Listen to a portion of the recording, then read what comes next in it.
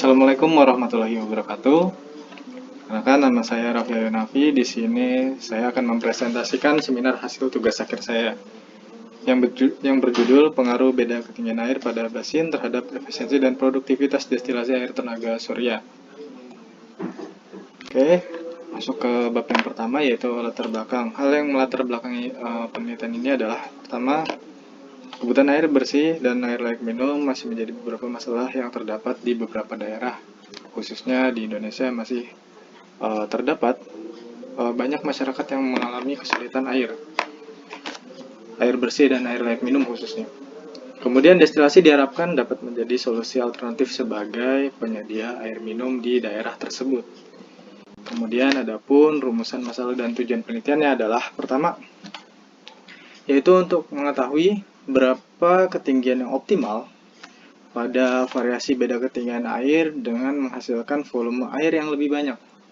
Ya, jadi dibandingkan nanti. Kemudian yang kedua, berapa volume hasil destilat dan efisiensinya jika kedua alat tersebut diuji atau dibandingkan. Dan yang ketiga, bagaimana kualitas air hasil destilasi setelah diuji dengan standarisasi dari peraturan Menteri Kesehatan. Oke, kemudian ada pun batasan masalah air baku ya atau air yang diuji pada penelitian ini adalah menggunakan air sungai. Kemudian pengambilan data dilakukan pada pukul 8 pagi sampai dengan 4 sore.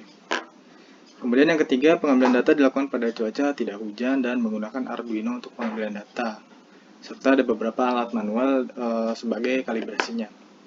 Kemudian yang keempat, untuk ketinggian air asumsi yang diuji adalah ketinggian 6, 8, 12 cm terhadap yang 10 cm.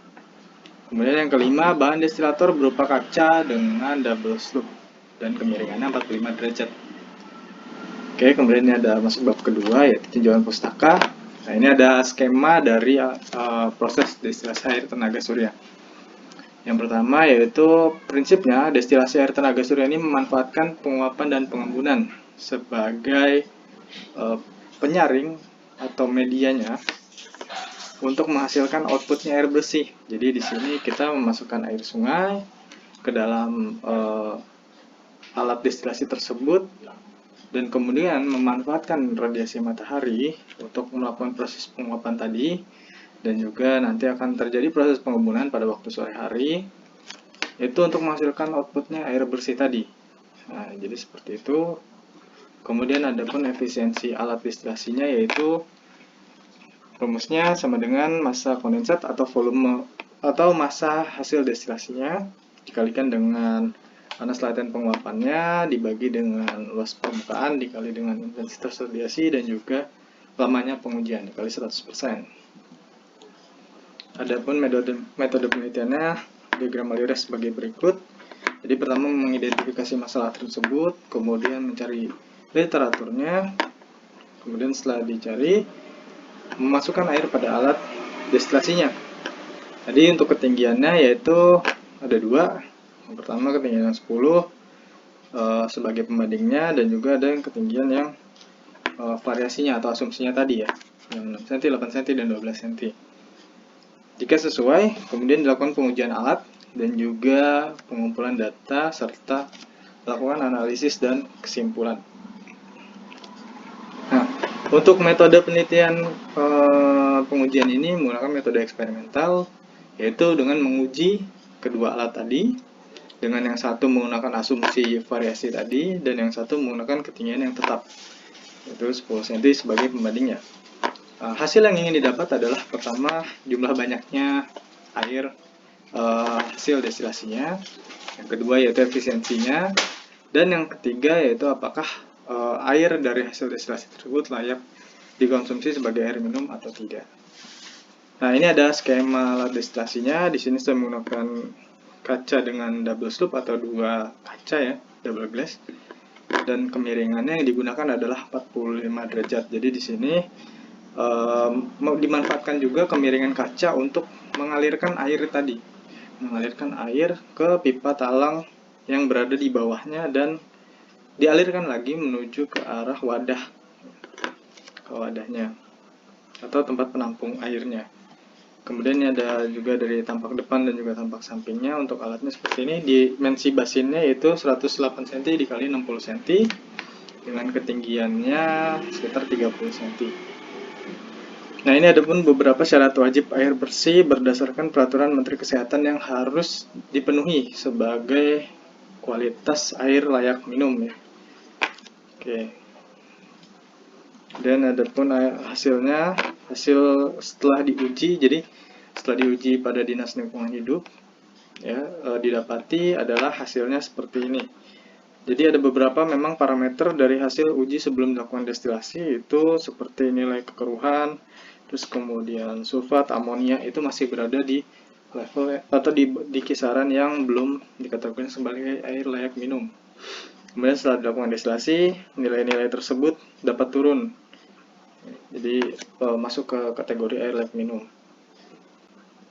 Oke, nah ini ada untuk hasil pengujiannya, yaitu ini perbandingan antara temperatur air yang asumsi tadi dengan temperatur yang konstan atau temperatur yang tetap pembandingnya ya terhadap intensitasnya.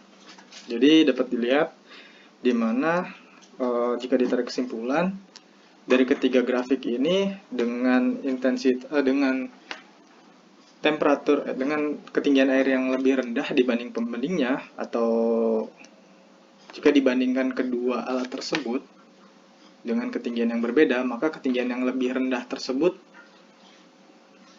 memiliki temperatur yang lebih tinggi dengan intensitas radiasi yang sama. Jadi bisa dilihat juga di grafik pada umumnya seperti itu. Jadi temperatur yang lebih rendah pada ketinggian yang lebih rendah pada umumnya memiliki temperatur yang lebih tinggi pada intensitas radiasi yang sama. Kemudian ini juga ada berkaitan dengan perbandingan antara temperatur kaca dalam, temperatur ruangan dalam, temperatur airnya, dan juga hasil airnya. Dimana kalau ditarik kesimpulan dari keempat grafik ini, cenderung hasil destilat tersebut baru muncul ketika temperatur ruangan dalam suhunya, temperaturnya lebih tinggi daripada temperatur kaca dalam. Nah, itu baru menghasilkan air destilatnya seperti itu. Dan jumlahnya akan semakin meningkat ketika selisih dari temperatur air dan temperatur kaca dalam tersebut, temperatur ruangan dengan temperatur kaca dalam tersebut cukup jauh. Nah, jadi seperti itu. Nah, ini ada pun untuk perbandingan dari tiap-tiap waktu. Jadi bisa dilihat pada grafik di samping bahwasannya pada slide ini adalah temperatur hasil destilat ya, menunjukkan bahwa untuk yang pertama itu yang 8 cm dengan 10 cm ini menunjukkan grafik yang terus unggul ya di tiap waktu. Jadi dia memiliki volume yang unggul di tiap waktu. Sama dengan yang dia berkebalikan dengan yang 12/10 ya. Jadi kalau 12/10 justru yang 10 tadi yang lebih unggul daripada yang 12-nya. Dan untuk yang 6 cm/10 cm ini dia unggul di waktu sore hari sampai waktu sore hari saja. Ketika waktu pagi harinya ya, dia kalah unggul dengan pembandingnya. Ya, seperti itu. Dan ini adalah nilai efisiensinya. Ya, untuk rata-rata efisiensinya yang paling besar yaitu ada di yang 8 cm terhadap yang 10 cm dengan efisiensi 51,16%. Dan juga ada yang kalau untuk yang 12 cm yaitu 38,1,01, untuk yang 6 35,06%. Seperti itu. Dan ini ada persentase rata-ratanya.